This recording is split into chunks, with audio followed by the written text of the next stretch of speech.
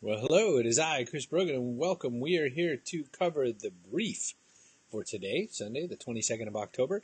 In this, what I do is I cover a bunch of stories that I have read and found interesting through my own searches and reading, and I share them with you. If you want to follow along, you can go to chrisbrogan.com/cbm. It's highly recommended you go there because you get a chance to check out all the notes for yourself. Why listen to just my ideas when you can form your own opinions? All kinds of crazy and interesting news coverage for today. All kinds of stories that I think might be somewhat interesting.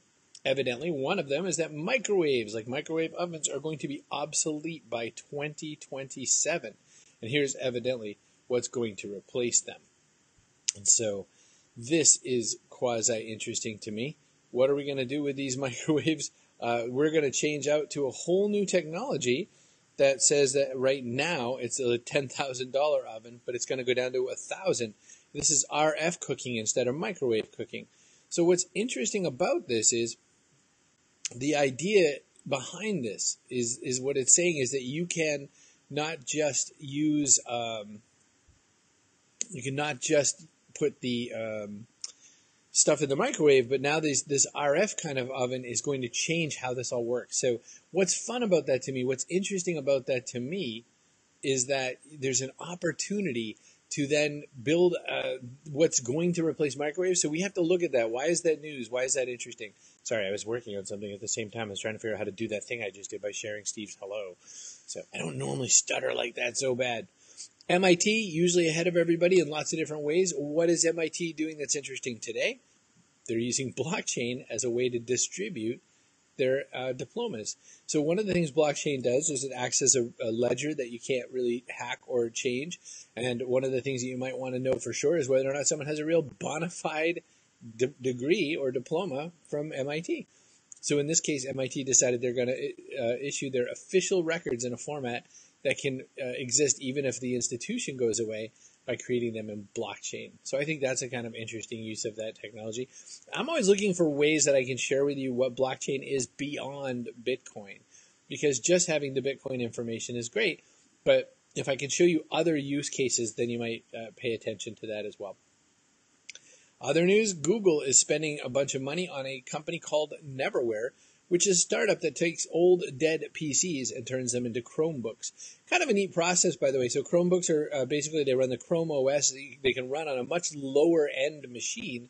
So they're doing this for schools and other places, nursing homes. I think there's a lot of other examples of where you can use this. But you might also have an old computer in your house, an old laptop or something, that might be the perfect tool to throw into Google Chrome. So you might take a look at what Neverware is doing. If you join me late, by the way, as always, go to chrisbrogan.com/cbm and you can check this stuff out for yourself. This is interesting. There's a lot of talk now that we found this big giant hole or cave in the moon. There's a lot of talk about what we might do about putting a moon base there. A moon base for reals, yo. So this is a conversation saying that maybe we can have a lunar colony that's made out of a this cave kind of lava tube setup sort of a thing. So what's interesting is we've gone beyond the old days of when we're kids saying, what would it be like to be on the moon, to suddenly, hey, by the way, there might actually be a way to get ourselves on the moon. Hey, Matt, how the heck are you? And everybody else, always glad to see you. Thanks for being part of the show. So from imagining what a moon base would look like to something a little more serious and a little more pressing, evidently Russia has a whole bunch of fighting robots that might enter the battlefield in Ukraine next year. Taking a look at this thing, this is called the Ukroboronprom, which is the contractor developing this robot, showed it off at a show. Totally nuts to look at this thing. This is a fighting robot that may or may not be on the battlefield by next year. Think about that. A couple times in this episode already, I've talked about things like, remember when microwave ovens came out and they were just like this crazy future technology, and now RF ovens are slated to replace these.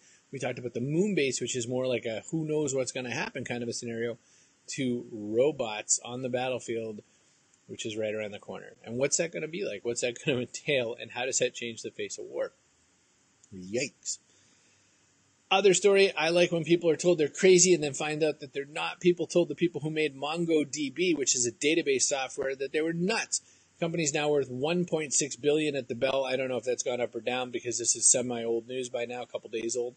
But what's interesting is, so there's a couple things that make MongoDB interesting. It's a competitor to tools like Oracle. Some of you know Oracle, and also some of the other free database softwares that are out there. What's interesting about this is two things. One is that this company exists in New York, and everyone said you can't make a software company like that in New York. You've got to put it in the Silicon Valley. They've actually finally kowtowed just a tiny, tiny bit and decided they're going to put a small Silicon Valley office for some of their developers, but it is a New York-run database company. The fact that it's competing against other far larger, far more famous DBs, the fact that it just came out at a valuation of $1 billion is amazing. Emily points out, speaking of tanks, that there was a time where I seem to recall you driving the Oakley tank. That is absolutely true. I was an Oakley tank passenger. Quite a weapon, quite a vehicle, and what a strange time that was. I had a great experience, and if you Google around to Chris Brogan, Oakley, and tank, you will find that somewhere on the YouTubes. This is interesting in a work-related way. So it's saying you probably need a public portfolio, even if you're not a freelancer or a creative. And I think this is a really, really neat idea. I've said this for a very long time. If you've got some kind of storyline going on where you're always looking for some work, you want to show people what you're capable of, you want to put together the story of what's happening in your business and your capabilities and all that, this is one great way to do it, just a public portfolio. It could be something really simple. It's just something on your website. It could be, what Emily does or what Natasha has accomplished or ways Natasha can help kind of a thing. And you can put together all of the various things that might make it good or bad for you out there in the lands. So glad you're here, Natasha. Thanks for joining right after my newsletter, no less. But I thought this idea of a public portfolio looked kind of cool, and I thought maybe we should take a look at that.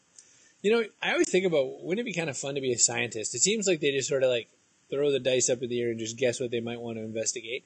Scientists are investigating why crows are so playful. I've known for a while, because I like to use this example of, we used to think that what separated us from animals is that we were the only ones who could do X, Y, and Z. But there's tons and tons and tons of animals who can use tools and also create play. What's different about crows than some of these animals is that these crows are very into playing, not just puzzle solving. So using tools to solve puzzles is one thing, but crows also like to slide down slides. They like to create situations where they can do repetitive play. So that I found as a fun story, and it just kind of makes me think, wouldn't it be really neato to be somebody being a scientist and researching that sort of stuff? Keith asked the question, do I mean public portfolio in terms of a website plugin?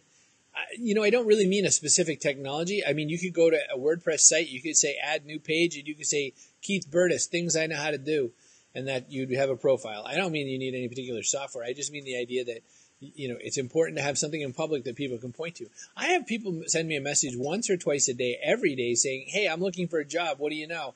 And, I don't know what they think the answer to that's going to be. I don't know if they think I'm going to be like, oh, hang on, I'll get on the phone, I'll start calling hundreds of people. That's not true. Number two, the other thing is, when you're looking for a job, you've got to make it known, and you've got to put it, what your capabilities are, so somebody can come to you. One of the big challenges with when we're all looking for a job is that there's a whole bunch of people searching at the same time, and it's really kind of hard to convey that information. So a portfolio is a really good plan for that. National Novel Writing Month is coming up, NaNoWriMo, and this was an article that I found pretty interesting on Lifehacker, what I learned from binge writing 9 bad novels. Now, I haven't read her novels, so I don't know if they're good or bad, but that's what she said. So she walks through the ideas that she learned. One is, you don't find time to write a novel, you make time to write a novel. And that's very true about business, too. So, figure out what your writing is going to displace, plan ahead, be ready to write. Lesson 2, shitty first drafts are the best kind. I call this messy writing, and I thought this was really great advice.